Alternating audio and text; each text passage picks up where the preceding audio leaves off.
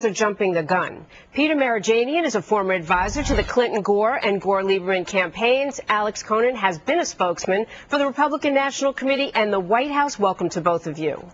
Hey, thank you. Good to be here. Alex, you say it's not a stress test at all, and I should explain to everyone that now that we did the bailouts, the taxpayers are partners in some of these banks, and I think they have a vested interest in knowing how they're doing. But you say these stress tests don't really give them the information they should be demanding.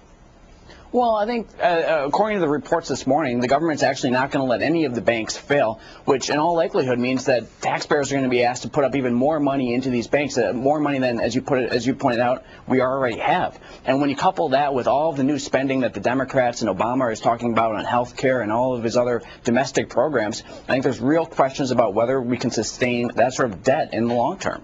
Peter, look at the Tea Parties. I think America is really well aware now that they're paying for a lot of these bailouts. So the question is, why does the government think, this administration, that less information on performance of the banks is more?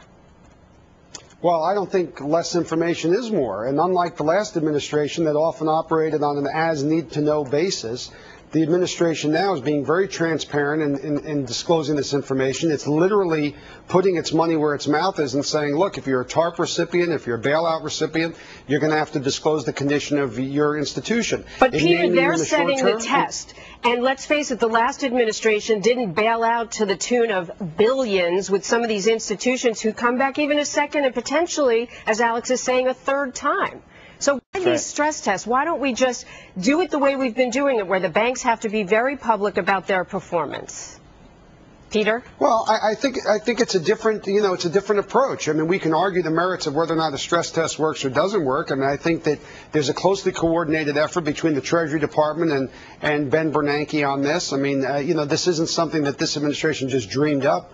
I think that there was some thought and some strategy behind it. Look, and we know the president meets with his economic advisors, and I'm sure you're right. They came up with a formula and a list of parameters and protocol. Right. But, Alex, let me get you in here for a second. If the White House is the one determining how these banks make a stress test and pass a stress test, then what happened to total transparency? Are we going to be okay, or can they manipulate the results? I'm not accusing. I'm just asking.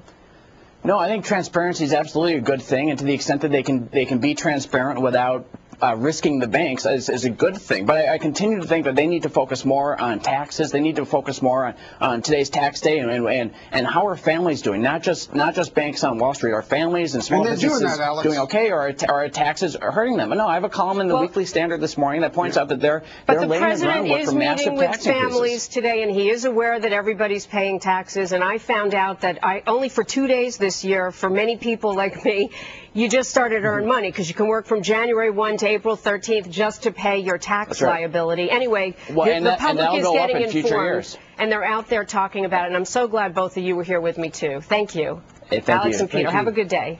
Pay your taxes. Thanks. You too. Yeah, I guess I don't want to be the only one. Yeah. California's budget crisis hitting the nation's second largest school district. Big cutbacks in L.A. schools. Teachers are taking to the street.